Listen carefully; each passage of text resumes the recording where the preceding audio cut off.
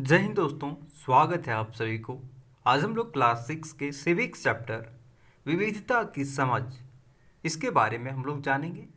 तो बने रहिए हमारे साथ। चलिए बिना देर किए शुरुआत करते हैं।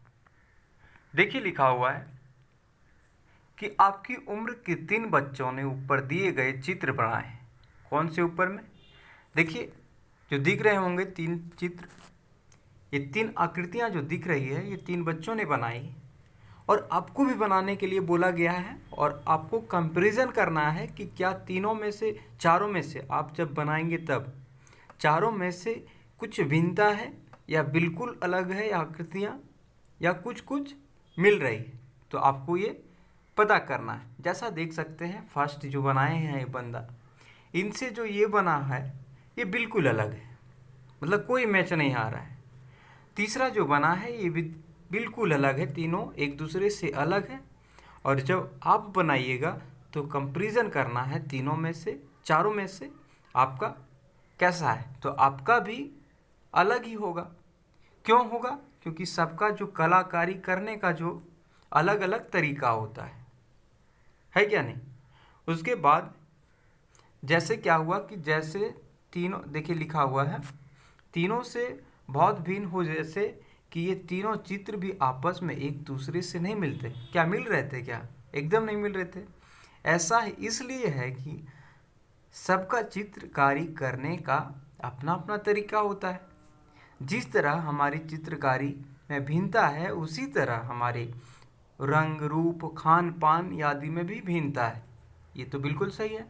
उसके बाद हम लोग देखते हैं क्या है। देखिए आपको चेक कराने के लिए बोला गया है कि अपनी अध्यापिका की सहायता से यह पता कीजिए कि आप में से कितनी साथियों के जवाब एक जैसे हैं। क्या कक्षा में कोई ऐसी साथी भी है जिसकी सूची आपकी सूची में हूबहू मिलती है?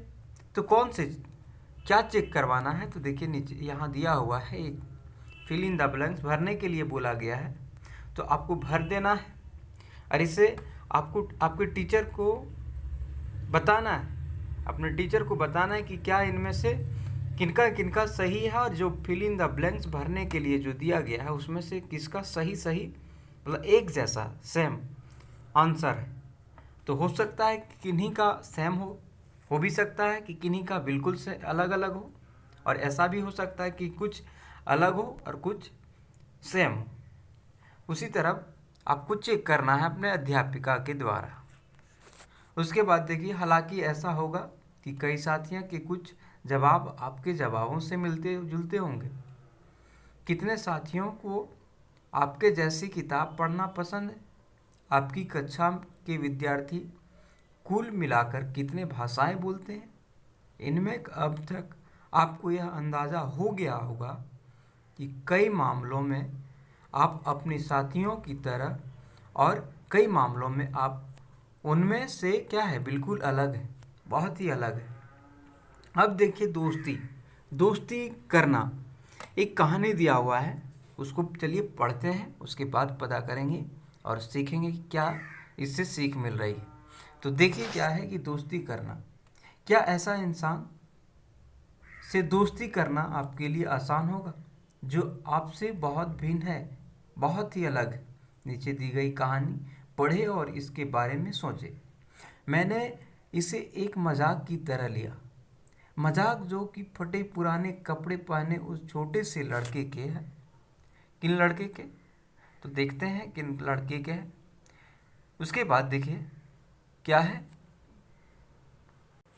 लिए था जो जनपद के भीड़ भाड़ के क्या चौराहे की, क्या था, लाल बत्ती पर अखबार बेच रहा था। मैं जब, क्या है, मैं जब वहाँ से साइकिल से गुजरा, वहाँ अंग्रेजी का अखबार हाथ में लहराए हुए मेरे पीछे भागता और उस दिन की सुर्खियों को हिंदी अंग्रेजी के मिलते जुलते शब्दों में चिल्लाकर सुनाता रहता। इस बार मैं पटरी के सहारे रुका और मैंने इसे हिंदी का अखबार मांगा। उसका मुंह खुला का खुला रह गया। उसने पूछा, मतलब आपको हिंदी आती है? तो दूसरे लड़के ने बोला कि बिल्कुल, मैंने अखबार के पैसे देते हुए कहा, क्यों, तुमने क्या सोचा? वह रुका, पर आप लगते हो बड़े अंग्रेज हैं। वह बोला, मतलब कि आप हिंदी पढ़ भी सकते?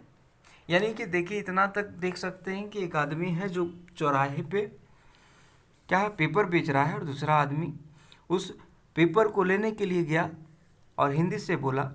तो जो व्यक्ति पेपर बेच रहा था वो तंग रह गया और उसने पूछा कि क्या आपको हिंदी आती है? इन्होंने जवाब दिया कि हाँ, बिल्कुल आती है। उसके बाद देखते हैं, उसके बाद क्या है, हाँ बिल्कुल पढ़ सकता हूँ। इस बार देखिए, दूसरा लड़का बोलता है कि हाँ बिल्कुल पढ़ सकता हूँ। इस बार मैं थोड़ा अधीर होते हुए बोला, यानी कि आराम से बोला, मैं हिंदी बोल भी सकता हूँ, पढ़ भी सकता हूँ और लिख भी सकता हूँ। मैंने स्कूल में दूसरे सब्जेक्ट के साथ हिंदी पढ़ी। जिसने जिसने पेपर लेने के लिए गया वो बोल रहा है, और तंग का तंग रह गया जो पेपर बेच रहा था। उसे लगा कि अंग्रेज जैसा दिखता है तो इसको हिंदी नहीं आती होगी। उसके बाद देखिए, जो पेपर बेच रहा है वो बोल रहा है सब्जेक्ट। उसने पूछा, अब जो कभी स्कूल नहीं गया, तो कौन नहीं गया? जो अखबार बेच रहा था वो कभी स्कूल नहीं गया। उसको मैं क्या समझाता कि सब्जेक्ट क्या होता है? वह कुछ होता है। मैंने शुरू किया ही था कि हरी बत्ती जो है हरी हो गई, यानी कि ट्रैफिक में रेड से ग्रीन हो गई, और मेरे पीछे गाड़ियाँ की हॉर्न का शोर 100 गुना बढ़ गया। मैंने भी अपने आप को ट्रैफिक के साथ आगे बढ़ा लिया। अगले दिन देखिए, अगले दिन वह फिर से वहाँ पर था, क्योंकि उसका काम ही था पेपर बेचना। उसका काम ही था पेपर बेचना। तो वह मुस्कुरा रहा था और मेरी तरफ हिंदी का अखबार बढ़ाते हुए उसने कहा, भैया आपका अखबार, अब बताइए ये सब्जेक्ट क्या चीज़ है? यानी कि कल का जो था सब्जेक्ट उसने बताया, वो आज पूछता है। क्यों पूछता है? क्योंकि उसे जो ट्रैफिक थी वो हरी हो गई थी लाल से। उसके बाद अंग्रेजी का यह शब्द उसकी क्या है, जबान पर अजीब लग रहा था। ऐसा लग रहा था मानो अंग्रेजी में सब्जेक्ट शब्द का जो दूसरा अर्थ होता है प्रजा, उस अर्थ में वह उस प्रकार प्रयोग कर रहा था, है ना। उसके बाद देखिए, तो बड़ी आश्चर्य की देखिए बड़े तो बड़ी आश्चर्य की बात थी, मेरी साइकिल क्या है, डगमगाई। मेरा नाम भी समीर है। उसने पूछा, पेपर जो बेच रहा है उसने बोला, मेरा नाम समीर है। मैंने भी बताया, किसने? जो पेपर ले रहा था, जो पढ़ा लिखा व्यक्ति है, उसने बताया कि मैंने बताया, या उसकी आंखें एकदम से चमक उठी। क्या? हाँ, मैंने मुस्कुराते हुए कहा, तुम्हें पता है समीर का अर्थ क्या होता है? हवा, पवन और पवन पुत्र कौन है? जानते हो ना? हनुमान। तो अब से आप समीर एक और समीर दो, यानी कि समीर एक कौन है? जो पेपर बेच रहा है, पेपर बेच रहा है, और समीर दो है जो पेपर को खरीद रहा है। ये पढ़ा लिखा है, और ये अनपढ़ है, कभी स्कूल नहीं गया है, ये हमेशा पढ़ा लिखा है, स्कूल जाता है। मैंने जवाब दिया, देखिए बोलता है, मैंने जवाब दिया और अपना हाथ आगे बढ़ाया। हाथ मिलाओ समीर दो, ठीक है। उसके बाद देखिए, उसका छोटा सा हाथ लिखा हुआ है, उसका छोटा सा हाथ मेरे हाथ में एक नन्ही चिड़िया की तरह समा गया। मैं साइकिल चलाकर आगे बढ़ा, पर उसके हाथ की गर्माहट अब तक महसूस कर रहा था।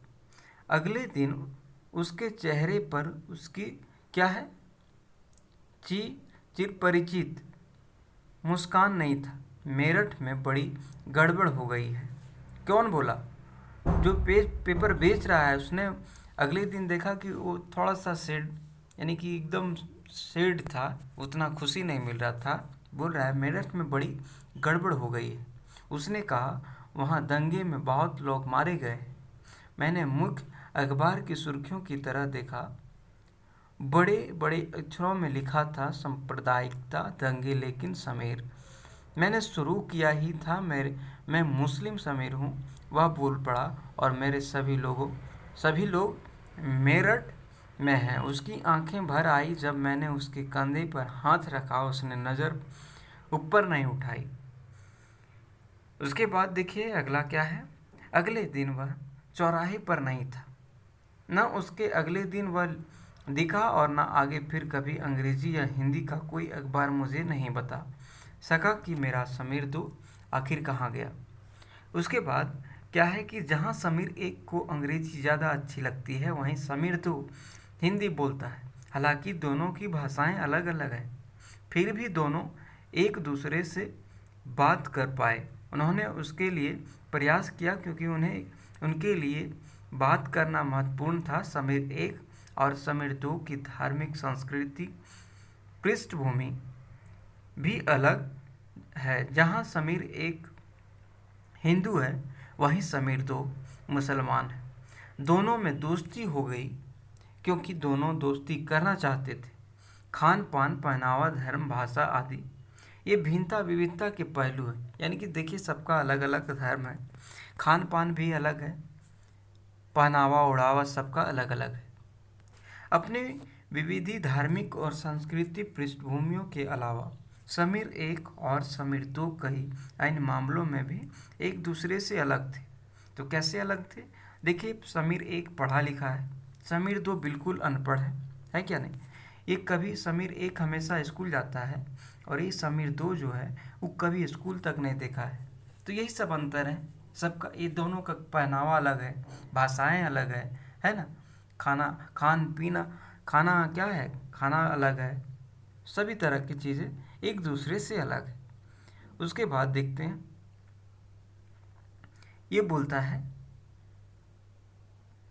समीर एक ने स्कूल में पढ़ाई की थी जबकि समीर दो अखबार बेचता है।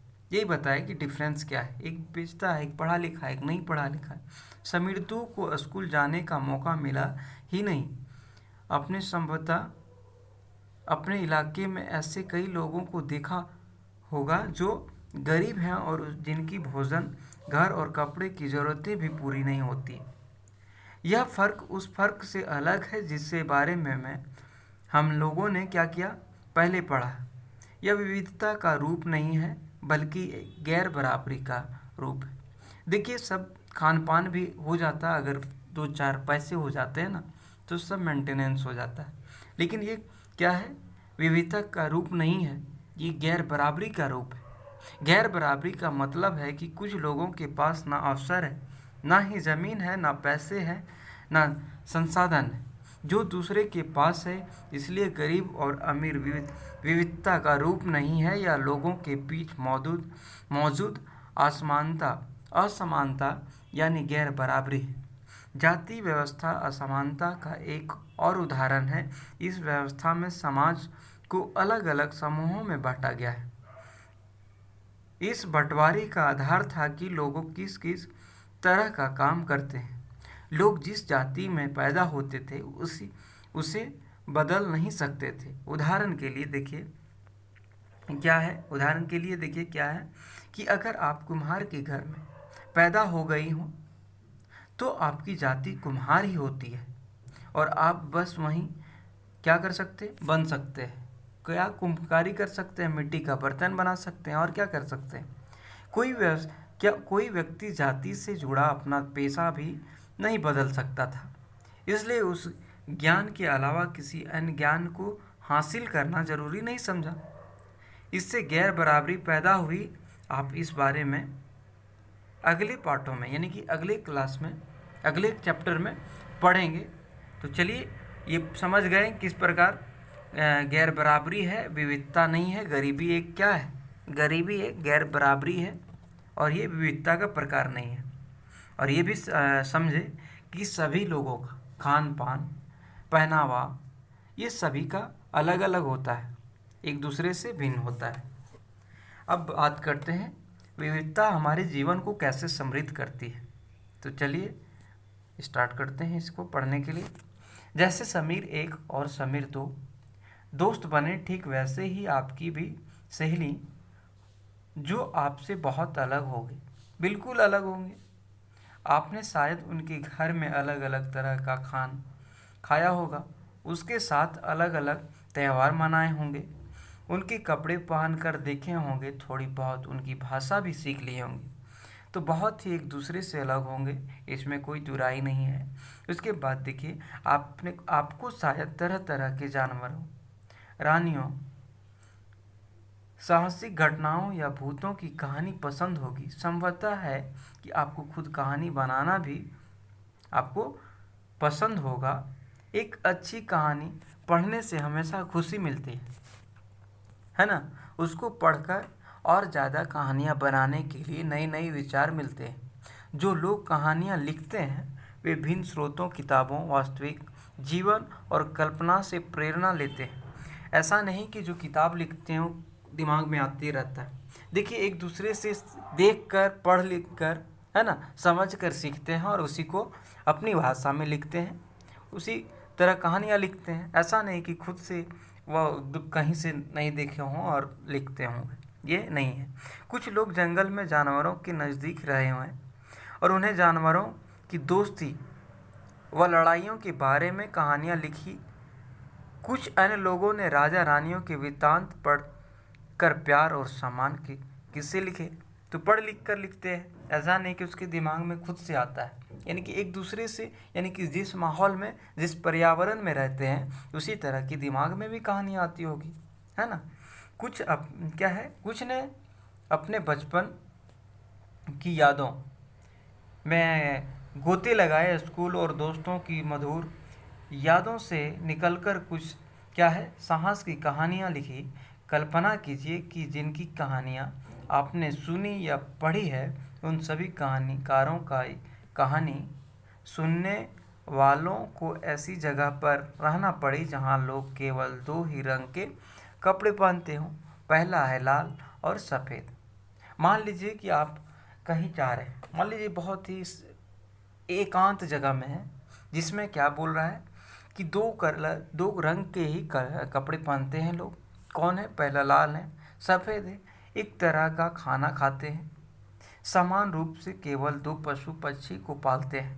उदाहरण के लिए देखा है हिरन और कौवा। और क्या है, सांप सीढ़ी का खेल खेलते हैं, सांप सीढ़ी का खेल खेलते हैं। और ऐसी जगह रहकर वह कैसी कहानियाँ लिखेंगे। तो क्या बोला हमने कि जिस पर्यावरण में रहेंगे, जिस माहौल में आप रहेंगे, उसी तरह की कहानी आपके दिमाग में आएगी। ऐसा नहीं कि इस जंगल में रहेंगे तो राजा के बारे में लिखेंगे।